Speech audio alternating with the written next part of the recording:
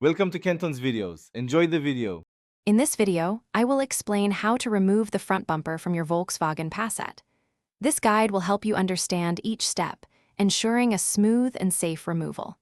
You will need a few basic tools, including Torx bits, a flat blade screwdriver, and possibly a plastic trim tool. Taking your time and following these instructions carefully will prevent any accidental damage. First, let's tackle the lower section. You'll find approximately 7 Torx screws underneath the front bumper that need to be removed. Next, turn your front wheels inward to gain access to the wheel wells. Here, you will remove 3 Torx screws from each fender liner.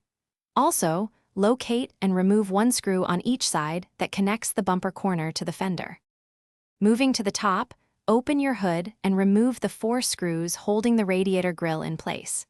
Gently pull the top half of the grille forward to release its clips and set it aside.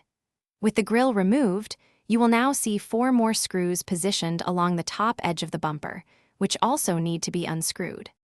Now, with all fasteners removed, gently pull the bumper cover away from the vehicle's sides, releasing the remaining clips.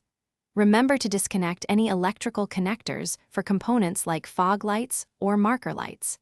It's highly recommended to have a second person assist you at this stage.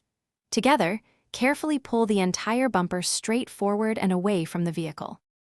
Thanks for watching. Consider subscribing if we helped you.